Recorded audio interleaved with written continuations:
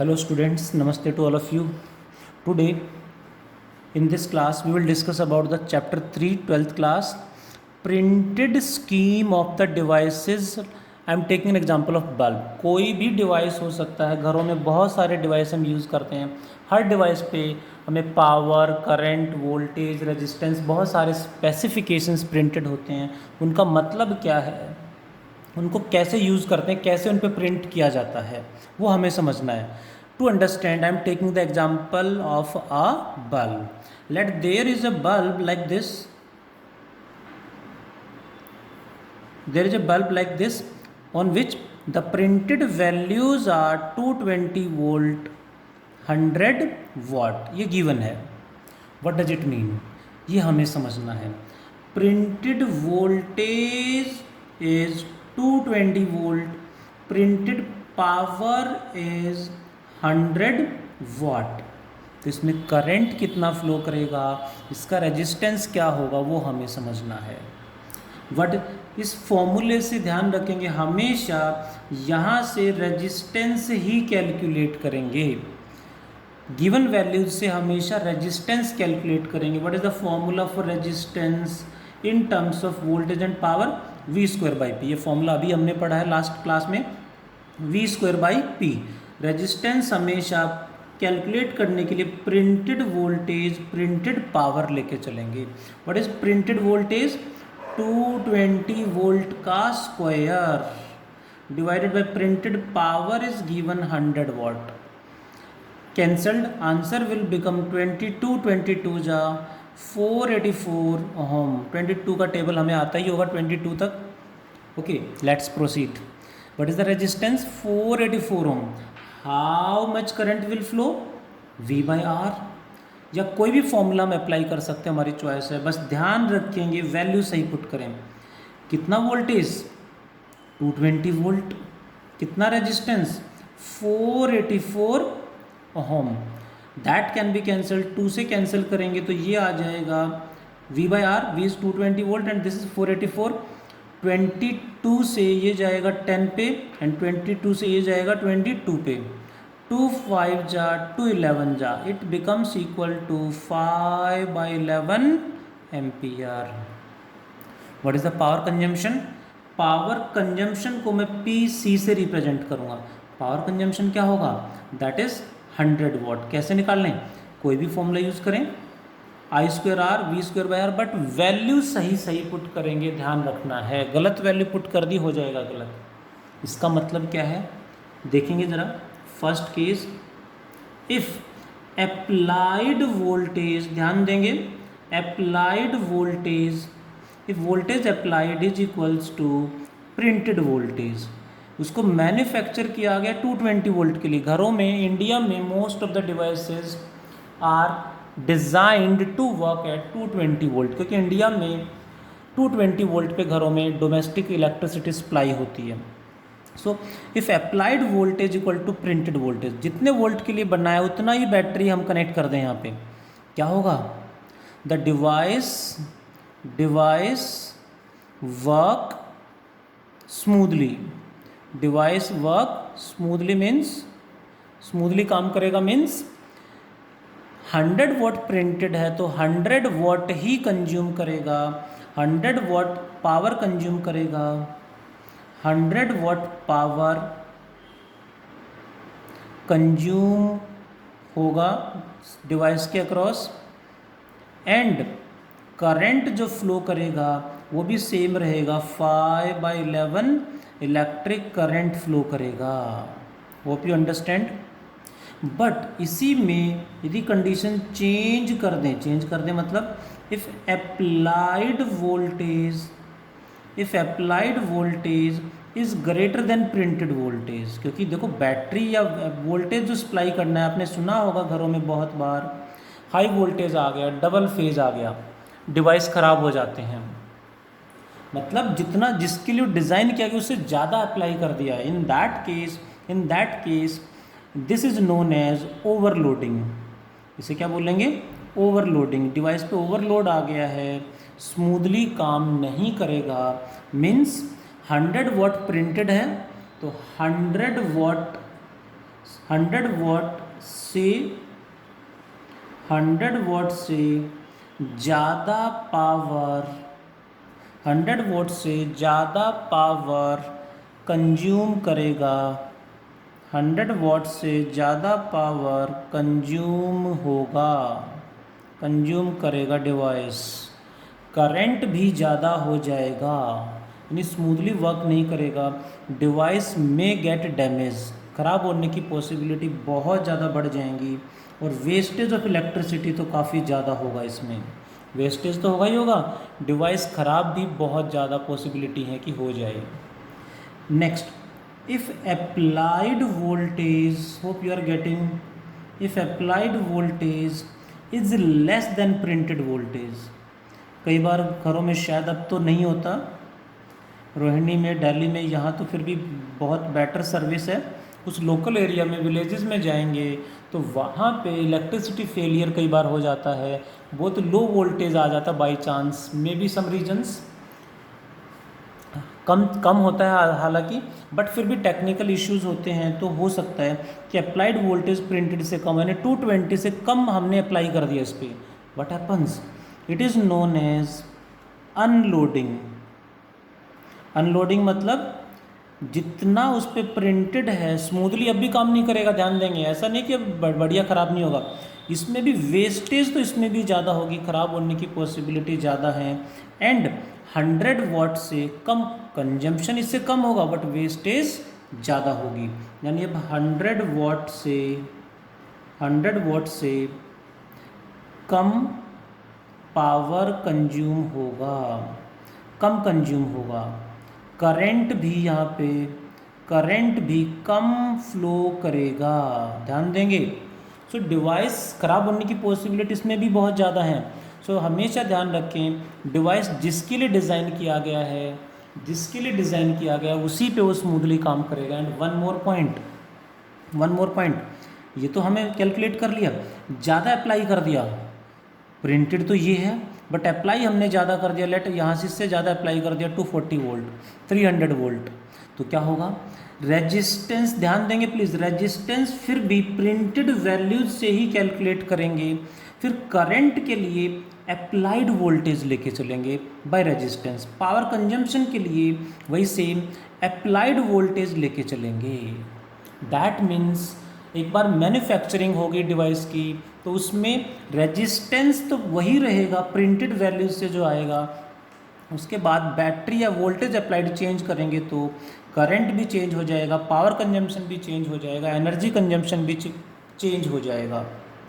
सो हमेशा ध्यान रखें, resistance should be calculated from the printed values, क्योंकि उसके बाद बाकी फैक्टर अप्लाइड वोल्टेज के अकॉर्डिंग चेंज हो जाएंगे, रेजिस्टेंस चेंज नहीं होगा, रेजिस्टेंस सेम रहेगा। Hope all of you understand. Next is, थोड़ा सा और समझते हैं घरों में इलेक्ट्रिसिटी में डिवाइसेस कैसे कनेक्ट होते हैं। Again let me take an example of bulbs to understand. Bulbs का एग्जांपल लेके चलूँगा, that is bulbs in series. Let me take an example of two bulbs like this. One bulb, one more bulb are connected in series with a supply of 220 volt. What happens now? इस पे specification printed are 220 volt 100 watt. On this 220 volt 60 watt. ध्यान देंगे, this is bulb B1, this is bulb B2. ऐसा question board exam में भी आ चुका है और एंट्रेंस एग्ज़ाम में भी आ चुका है। तो ऐसे में क्वेश्चन है which one bulb glow brighter. Question is which one bulb glows brighter and what is the power of the combination. इस बल्ब का पावर इज P1 100 वाट, इस बल्ब का power P2 is 60 watt. What is the power of the combination, वो भी हमें बताना है। Question is which bulb glows brighter. Glows brighter का मतलब है पावर कंजम्पशन किस बल्ब का ज़्यादा होगा सीरीज़ में, ये क्वेश्चन है। ऑब्वियसली जनरली देखा जाए तो 100 वाट का मतलब ये ज़्यादा पावर का बल्ब है तो इसका ज़्यादा होना चाहिए, बट इन दिस केस ऐसा नहीं होगा। क्यों नहीं होगा उसका प्रूफ हम देखते हैं। रेजिस्टेंस कैसे कैलकुलेट करें? हमेशा प्रिंटेड वैल्यूज से, प्रिंटेड वोल्टेज का स्क्वायर बाय प्रिंटेड पावर। अब प्रिंटेड वोल्टेज तो दोनों का सेम है, that means resistance is inversely proportional to printed power. इसका मतलब जिसका प्रिंटेड पावर कम है उसका रेजिस्टेंस ज़्यादा होगा। फिर बात करते हैं पावर कंजम्पशन की। देखो ये प्रिंटेड पावर है, कंज्यूम कितना करेगा, पावर कंजम्पशन क्या होगा, कितना होगा, कैसे निकालें? पावर कंजम्पशन को मैं पी से रिप्रेजेंट कर रहा हूँ, प्रिंटेड पावर पी से। कंज्यूम्ड पावर के लिए कौन सा फॉर्मूला लगाएं? We know they are in series, और सीरीज में करंट सेम होता है, so which formula we will apply? I square R. Current तो दोनों का सेम है, सो पावर कंजम्पशन ये सेम है तो डायरेक्टली प्रोपोर्शनल टू आर। जिसका रेजिस्टेंस ज़्यादा उसका पावर कंजम्पशन भी ज़्यादा होगा। And resistance is inversely proportional to printed power. What does it mean? It means जिसका प्रिंटेड पावर कम है उसका रेजिस्टेंस ज़्यादा, उसका पावर कंजम्पशन भी ज़्यादा। वन मोर थिंग, यहाँ पे formula V square by R use कर लेते तो आंसर गलत हो जाता, क्योंकि सेम करंट है सीरीज में तो यही फॉर्मूला अप्लाई करना पड़ेगा, वोल्टेज अलग अलग होगा दोनों का। सो जिसका प्रिंटेड पावर कम है वो ज़्यादा ग्लो करेगा, that means what is the answer?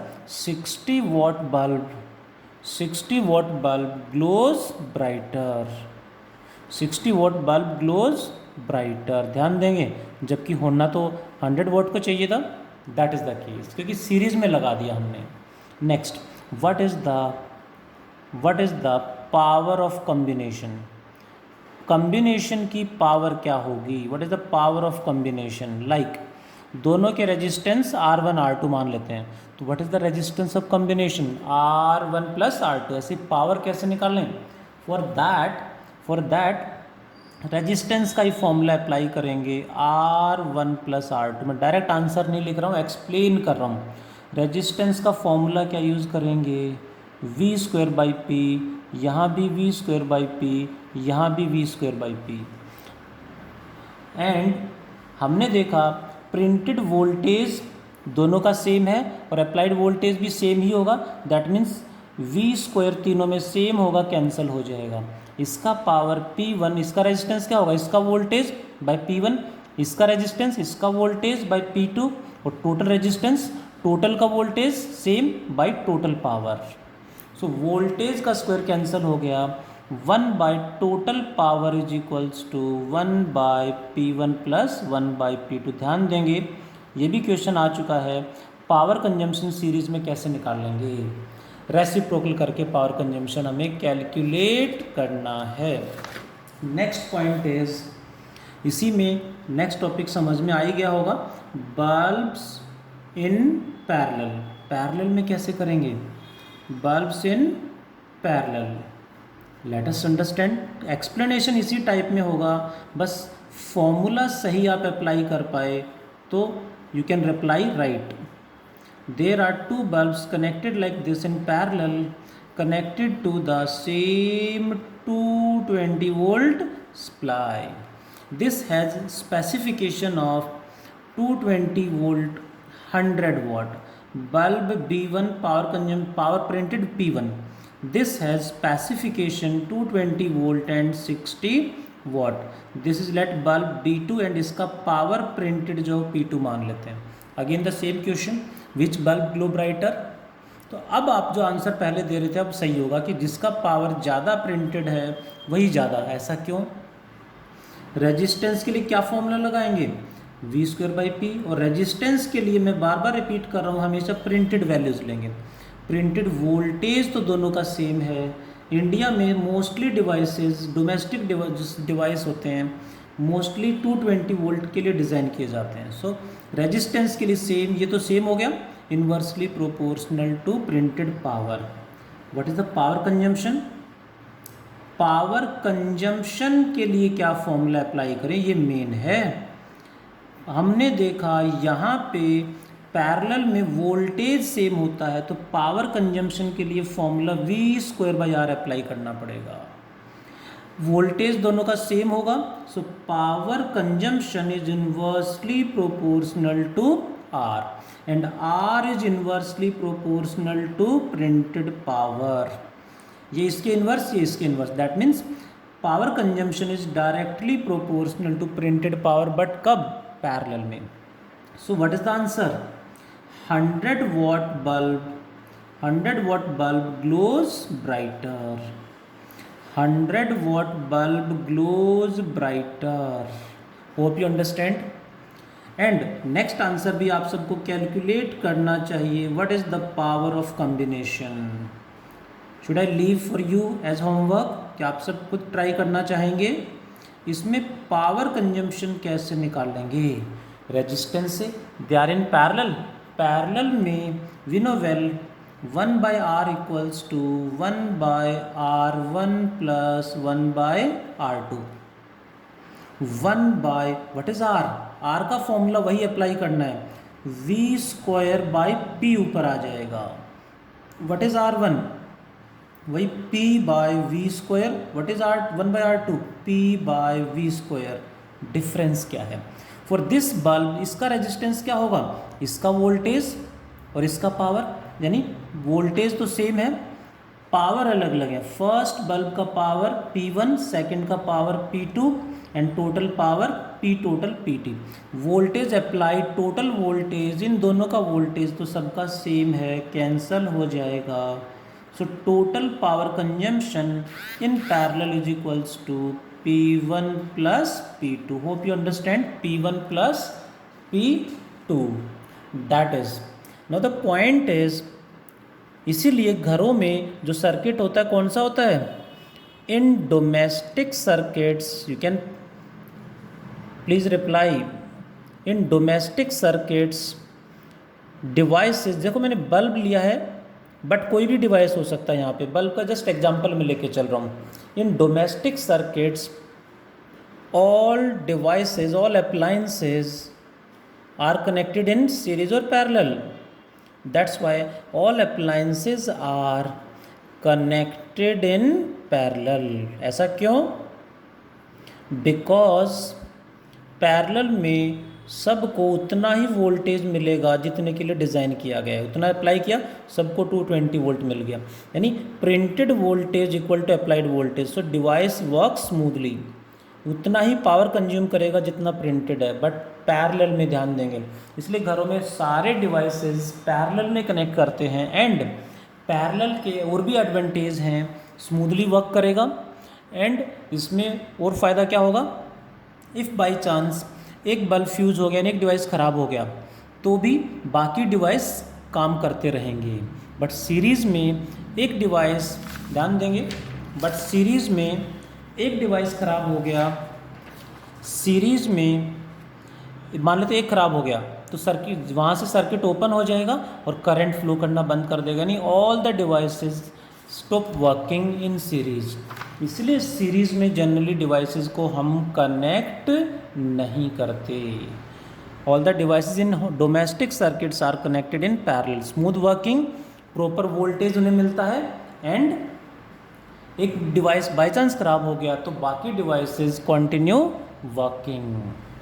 That is next point. और टोटल पावर कंजम्पशन क्या होगा? डायरेक्ट जितने भी डिवाइस हैं सबका पावर कंजम्पशन ऐड कर दो, टोटल पावर डायरेक्टली हमें पता चल जाएगा पैरेलल में. That is next point. इस तरह से पैरेलल कॉम्बिनेशन के एडवांटेज हैं जो हमें पता होना चाहिए. ऐसा क्वेश्चन शायद 10th में भी आप लोगों ने पढ़ा होगा, हमें पढ़ना है. Advantages of parallel combination of the devices. एक छोटा सा पॉइंट मैं यहाँ पे और एक्सप्लेन करूँगा. That is known as maximum power transfer theorem. Maximum power transfer theorem. What it is समझते हैं ज़रा. Let there is a device, और वी कैन से, डिवाइस को जनरली हम रेजिस्टेंस से रिप्रेजेंट करते हैं. रेजिस्टेंस मतलब डिवाइस जो इलेक्ट्रिसिटी कंज्यूम करेगा, उस डिवाइस को हम आर से रिप्रेजेंट कर देते हैं. Connected with a battery of E volt. इसका EMF कितना, इसका वोल्टेज कितना मान लिया हमने, EMF is E. Its internal resistance is small r. Connected like this. इस तरह से कनेक्ट कर दिया हमने. द क्वेश्चन इज पावर इसके अक्रॉस, मैक्सिमम पावर कंजम्पशन इसके अक्रॉस कब होगा, कैसे होगा। Let us first calculate power consumption होगा कितना। पहले मैं बता दूं, power transfer theorem means maximum power consumption इसके अक्रॉस कब होगा, when external resistance becomes equal to internal resistance. देखेंगे जरा, पावर कंजम्पशन यानी power transfer in a circuit, power consumption in a circuit is maximum कब, when external resistance is equals to internal resistance। ध्यान देंगे, external and internal resistance equal है तो circuit में power consumption maximum होगा। कितना होगा, क्यों होगा, वो हम पढ़ते हैं। इसका छोटा सा एक्सप्लेनेशन है, देखें ज़रा। Let what is the current in the circuit, current कितना होगा सर्किट में, total EMF of the circuit by total resistance. Total EMF is E and total resistance is R plus R. Then what is the power consumption in the circuit, power कितना होगा, power consumption मतलब यहाँ पे, क्योंकि ये तो cell के अंदर है, यहाँ पावर कंजम्पशन हमें चाहिए, यहाँ कितना पावर कंजम्पशन हो रहा है वो हमें निकालना है। We can say power consumption कहाँ चाहिए हमें, power consumption across the device का मतलब है across external resistance R. R क्या है, हमारा डिवाइस है जहाँ मैक्सिमम पावर, इसका ज़्यादा से ज़्यादा पावर कंजम्पशन यहाँ हो। That is equals to what, I square R. इसके अक्रॉस करंट कितना फ्लो करेगा वो हमने कैलकुलेट कर लिया इनटू आर। क्या वी स्क्वायर बाई आर भी ले सकते हैं, यस, बट वी इसके अक्रॉस वोल्टेज ये नहीं है, इसमें से कुछ वोल्ट यहाँ भी कंज्यूम हो रहा है, इसलिए मैंने फॉर्मूला यूज़ किया आई स्क्वायर आर। आई की value E by R plus R का whole square into R. This is power consumption. Now the point is power consumption is maximum, आपने सुना होगा मैक्सिमम मिनिमम मैथ्स में, power consumption is maximum if differentiation of power with respect to, किसके रेस्पेक्ट में करें, capital R, क्योंकि उसको वेरी कराएंगे, इंटरनल भी हो सकता है, is equals to zero. If differentiation of power with respect to capital R is equals to zero, यानी इसको डिफरेंशिएट करेंगे तो डिफरेंशिएशन हमें आता होगा, मैं कर देता हूँ solve, d by d R of this one E square R divided by R plus R का होल स्क्वायर। ध्यान देंगे, that is equal to zero. इसमें ई स्क्वायर तो कांस्टेंट बाहर आ जाएगा एज इट इज़, यहाँ पे ई स्क्वायर कांस्टेंट बाहर आ जाएगा, क्या बचेगा, इसको डिफरेंशिएट करना है।